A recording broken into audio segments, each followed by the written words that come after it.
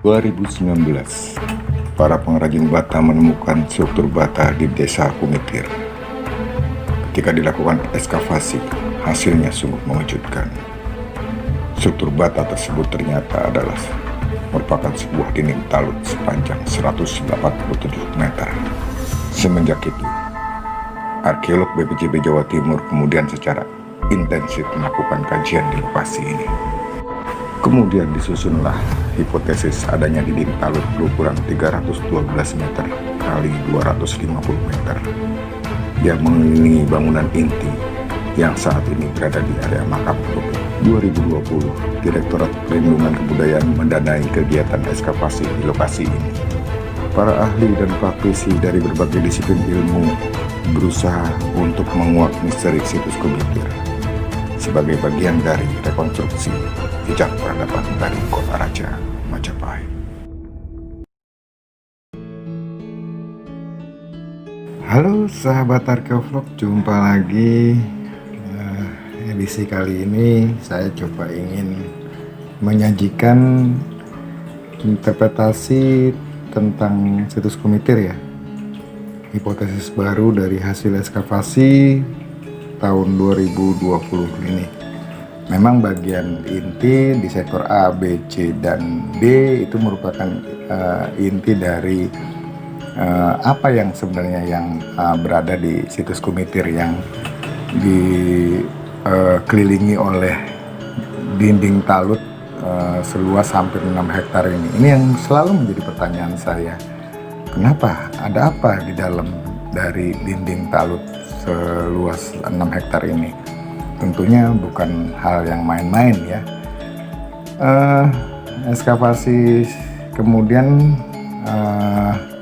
kita dari hasil ekskavasi mendapati bahwa adanya talut di sisi timur, kemudian di sisi utara pun berbentuk talut, dan yang menarik di sisi barat adalah temuan bastion di sudut barat laut, dan adanya dinding atau tembok ya yang memiliki dua sisi halus. Jadi berbeda dengan yang kita temukan di sisi timur yang berbentuk talut.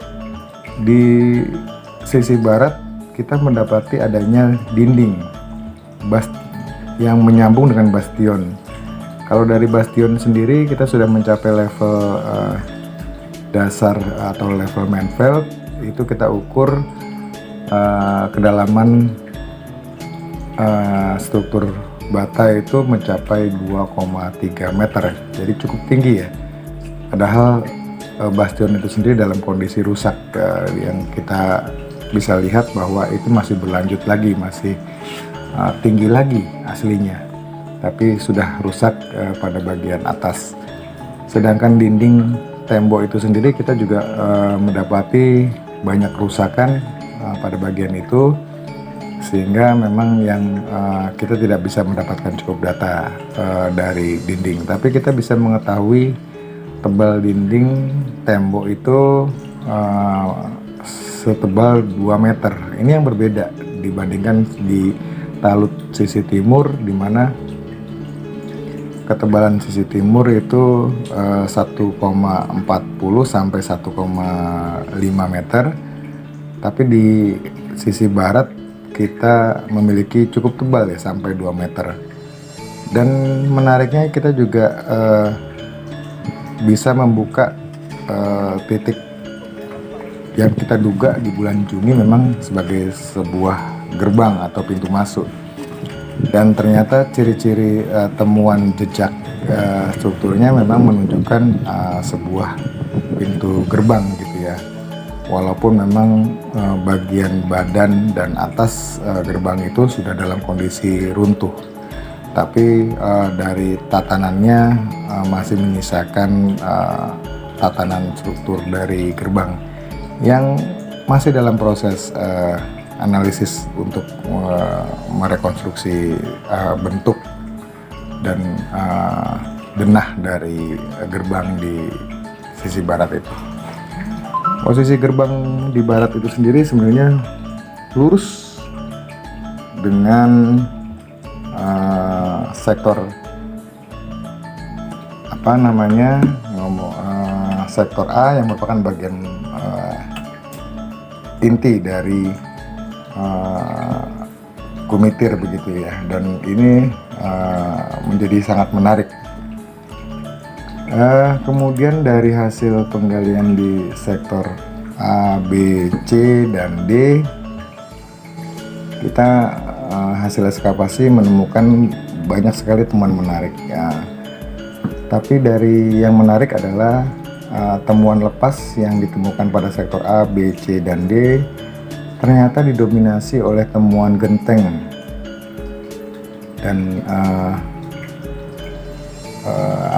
terakota wadah begitu, seperti jambangan, kemudian miniatur selubung tiang, dan ada juga figurin begitu. Kita juga temukan dakon atau bekas alat permainan begitu dari anak-anak.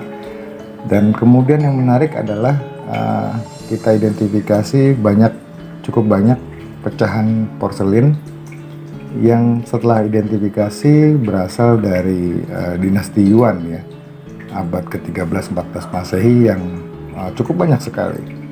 Walaupun demikian, porselin itu sendiri kita juga temukan paling tua itu dari masa Yue atau masa 5 kerajaan, yaitu masa di mana Cina setelah dinasti Tang itu mengalami perpecahan menjadi 5 kerajaan yang kemudian disatukan lagi pada masa Song. Ini terjadi di abad ke-10.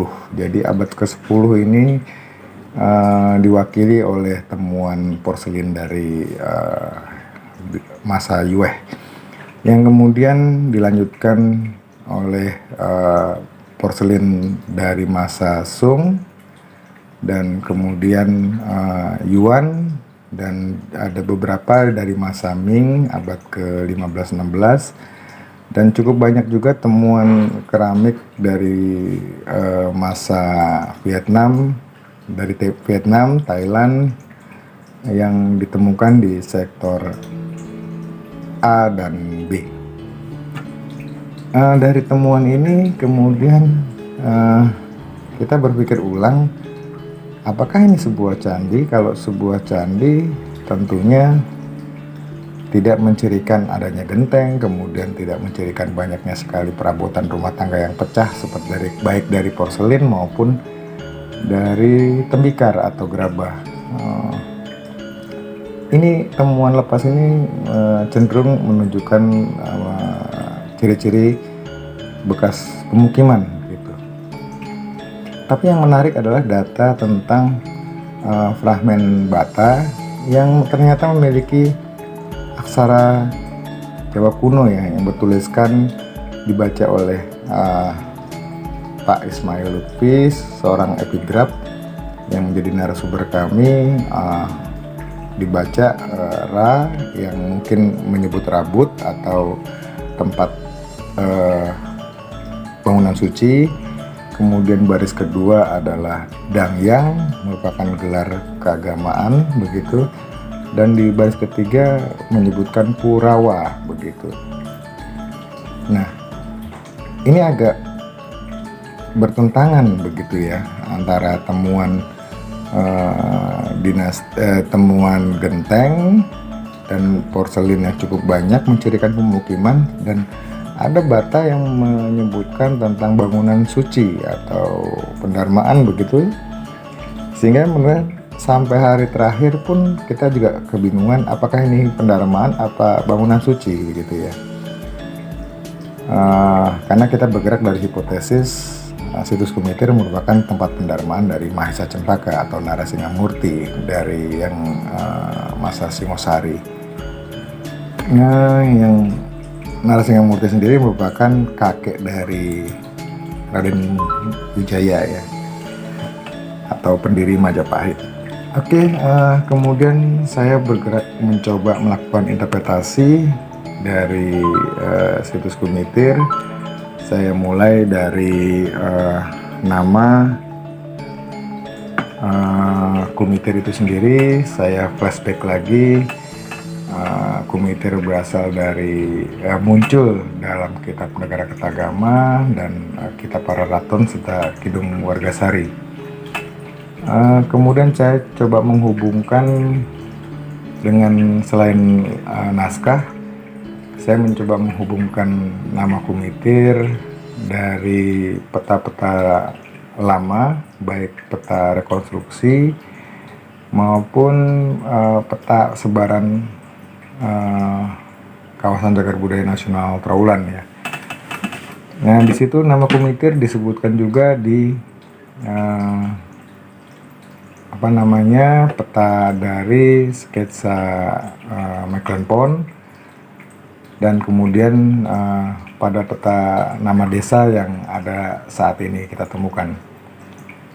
Nah, kemudian saya melihat posisi Kumitir itu sendiri memang dari Kidung Wargasari, kita duga berada di timur laut berada di timur dari kota Raja Majapahit.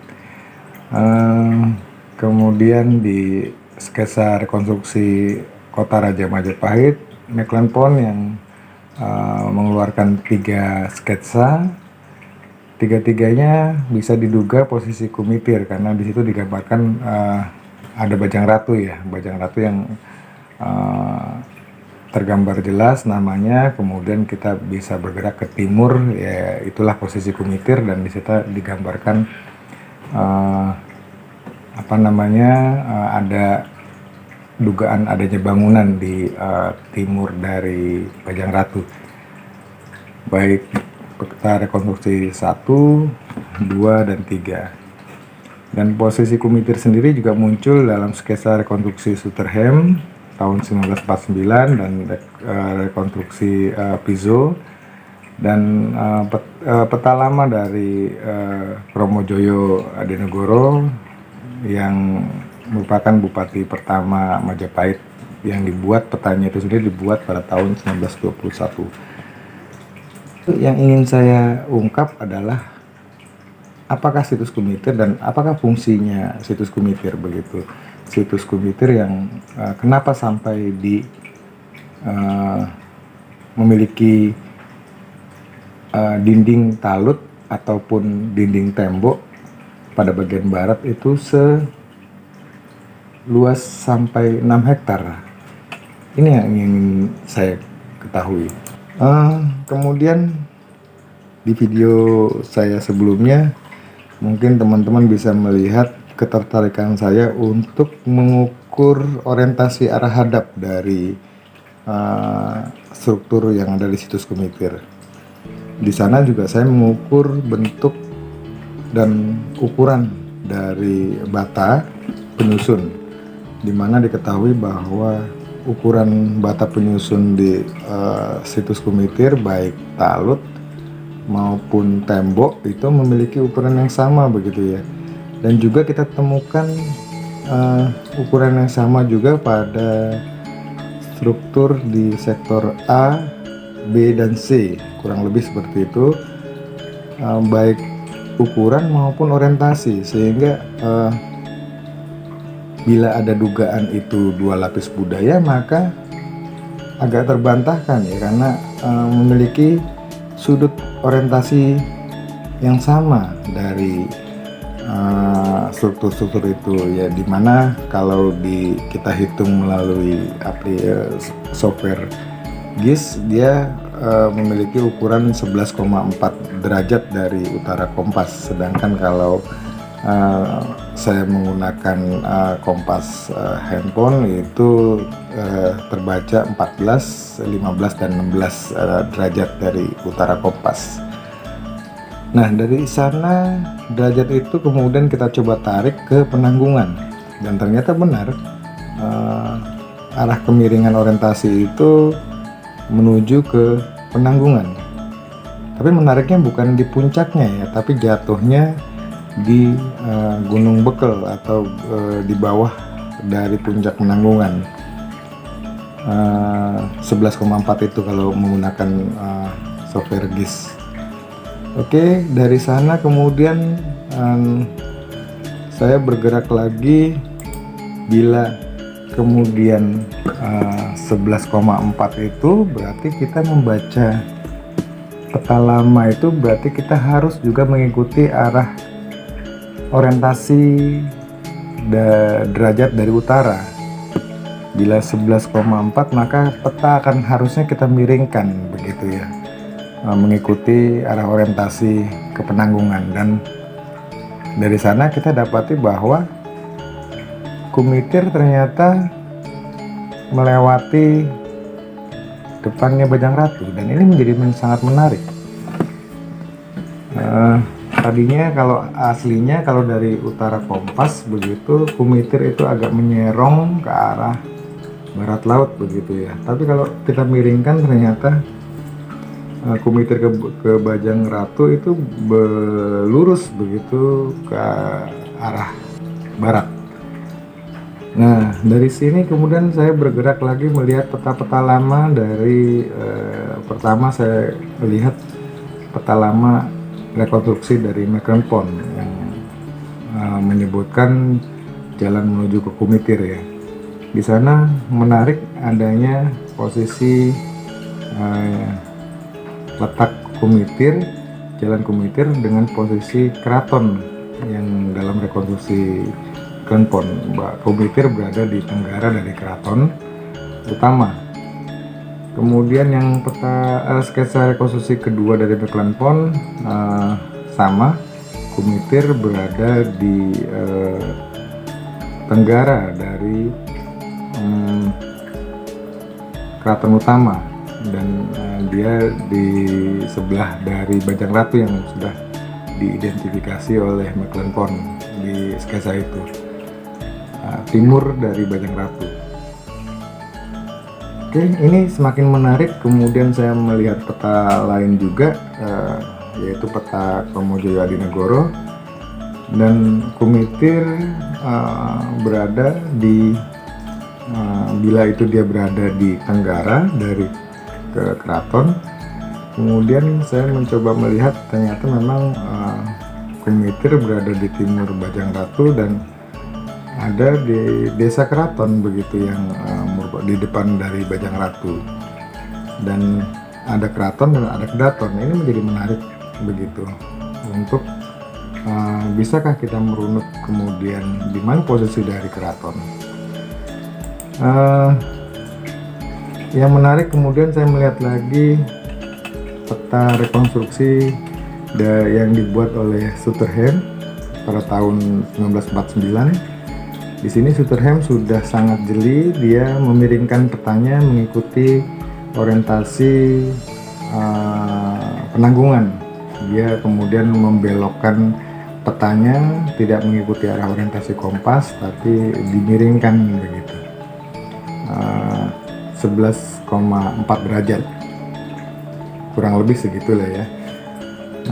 Dan di sini saya coba membaca yang paling tenggara itu apa, atau yang paling timur itu apa begitu ya. Dan saya mendapati terkejut juga di sini nomor 30 adalah Pura Van Monker, disebutkan dalam rekonstruksi Sutherham. Kemudian ini menarik, saya mencoba mencari di peta-peta lain rekonstruksi, dan saya jatuh melihat yang digambarkan oleh Pizzo.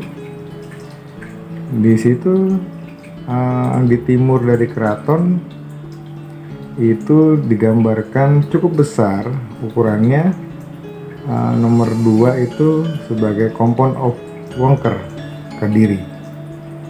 Walaupun kalau misalnya kita melihat dari rekonstruksi Klenpon yang dimana Kumitir berada di tenggara, itu disebutkan nomor 6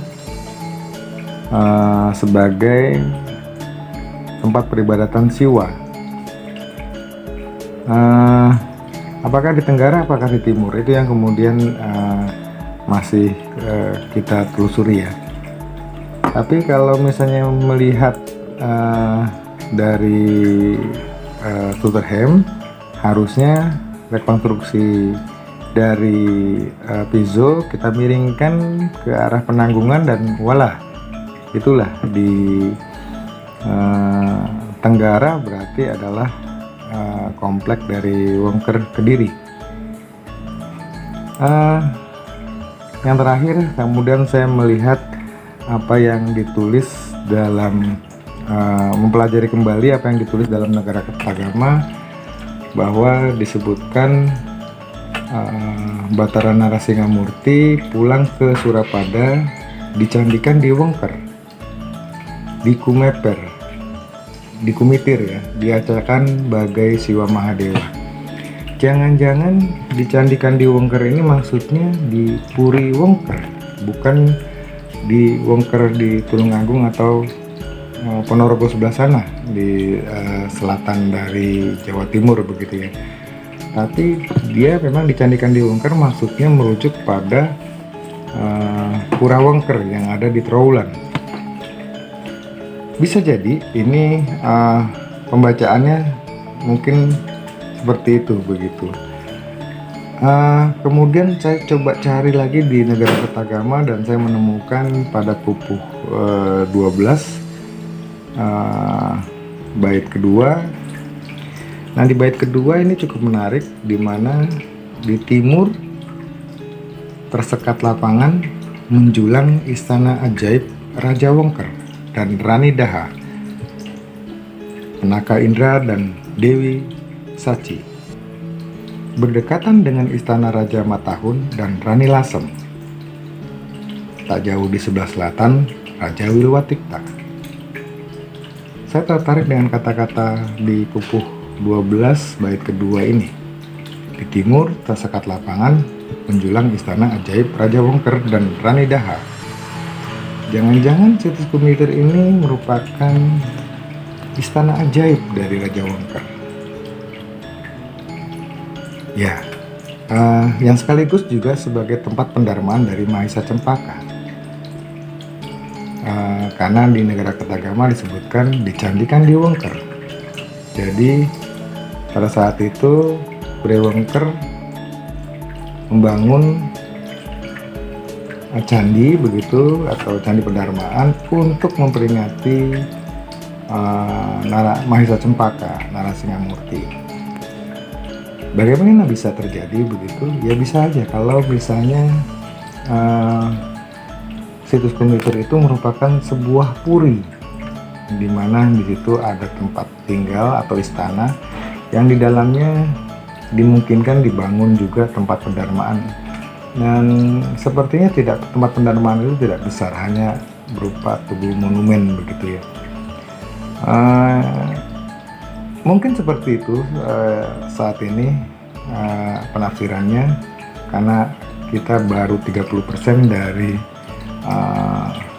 100% yang kita rencanakan untuk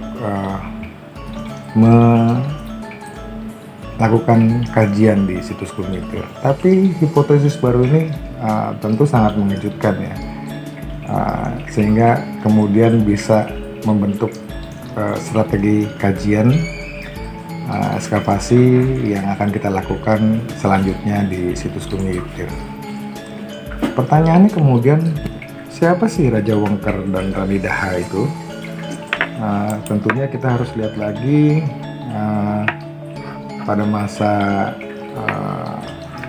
Negara Kertagama itu ditulis, tentunya berkaitan dengan masa Hayam Wuruk ya, karena Prapanca menulis itu untuk Hayam Wuruk yang diterbitkan kemudian tahun 1365. Di sini pada masa itu yang memiliki gelar Bre Wongker adalah Wijaya Rajasa atau Kuda Merta, yang menikahi anak perempuan dari Gayatri atau adiknya Tribuana Tunggadewi, yaitu Raja Dewi Maharajasa. yang merupakan Bredaha. Jadi Wijaya Rajasa merupakan penguasa Wanua atau kerajaan bawahan yang ada di Wongker, yang kemudian menikahi adiknya Tribuana Tunggadewi, yaitu Raja Dewi Maharajasa, Putri Daha. Kenapa kok kemudian dibangun istana yang cukup megah? Ya karena memang aslinya Raja Dewi sendiri merupakan adik dari Tribuana Tunggadewi, yang merupakan adik juga dari Jayanegara. Jadi Raden Wijaya dengan Sri Indreswari atau Dara Petak memiliki anak Jayanegara yang kemudian menjadi raja, dan kemudian Raden Wijaya juga menikahi Gayatri atau Raja Patni yang memiliki 2 orang putri, yaitu Tribuana Tunggadewi dan Raja Dewi Maharajasa. Sepeninggalnya Jayanegara yang wafat pada tahun 1328, kemudian Tribuana Tunggadewi menjadi Ratu Majapahit.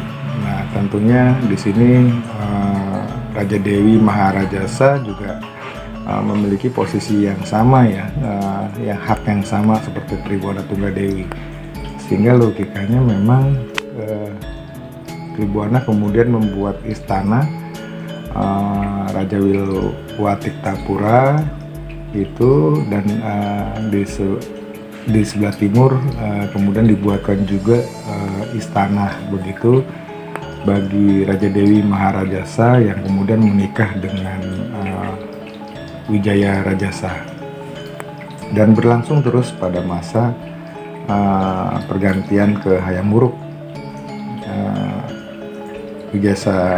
Wijaya Rajasa atau Brewongker menjadi paman dari Hayam Wuruk. Kenapa kemudian Brewongker kemudian mendirikan bangunan pedharmaan bagi Mahesa Cempaka? Karena peran Mahesa Cempaka sendiri sebagai pendamping dari Wisnuwardana pada masa Singosari cukup penting ya. Dan Mahesa Cempaka sendiri merupakan kakek dari Raden Wijaya pendiri Majapahit. Sayangnya memang waktu itu yang dicandikan atau didarmakan itu memang hanya raja ya, yaitu Wisnuwardana. Sedangkan Narasingamurti walaupun kakek dari Raden Wijaya, tapi dia tidak dicandikan. Karena alasan itu kemudian mungkin Brewongker kemudian mendirikan sebuah candi pedharmaan bagi Mahesa Cempaka untuk mengingat jasa-jasa dari Mahesa Cempaka yang tidak kalah penting pada masa Singosari. Karena dengan bergabungnya Wisnuwardana dan Narasingamurti sebagai dua naga dalam satu kerajaan itu yang memimpin Singosari, konflik perpecahan di Singosari antara keturunan Ken Arok dengan Ken Dedes dan Ken Dedes dengan Tunggul Amutung pun terselesaikan atau berdamai begitu, sehingga Narasingamurti yang kemudian mengalah begitu menjadi sebuah langkah besar. Oke, mungkin itu interpretasi sementara yang tentu masih menunggu kajian dari tim geofisika dan analisis temuan-temuan lain. Dan juga tentunya ini masih 30% dari apa yang kita lakukan di situs Kumitir. Tapi setidaknya hipotesis itu sendiri akan menjadikan strategi ekskavasi berikutnya agak lebih terarah begitu ya. Dan kenapa kemudian bangunan itu dalam posisi runtuh atau rusak dan tidak bersisa? Dari data ekskavasi kita lihat di video-video sebelumnya saya menemukan pecahan-pecahan batu kotak begitu, baik batu andesit maupun batu putih di sektor A yang cukup banyak, dan kemungkinan besar telah terjadi penjarahan di sektor A, B, C, dan D begitu ya. Kapan itu terjadi saya kurang paham, tapi terlihat sekali adanya penjarahan besar-besaran yang dilakukan di sektor A, B, C, dan D. Kemungkinan pemburu harta karun ya, untuk mencari sisa-sisa tinggalan yang berharga dari Majapahit. Bila demikian, maka itu terjadi di kisaran tahun 60-70, di mana memang di Trowulan dilakukan penggalian besar-besaran untuk mencari emas begitu ya, yang dilakukan oleh masyarakat di luar Trowulan dan orang Trowulan sendiri. Itulah yang terjadi di sejarah kita. Memang pencarian harta karun akhirnya merugikan jejak-jejak peradaban bangsa kita, sehingga memang diharapkan di akhir-akhir ini kita sama-sama melawan orang-orang yang tidak bertanggung jawab, yang mencuri, merusak, dan menghilangkan jejak-jejak peradaban kita. Dengan berbagai cara kita harus lawan. Kita harus jaga bersama tinggalan warisan sejarah kita, karena ini sangat penting bagi pembentukan jati diri kita sebagai bangsa Indonesia.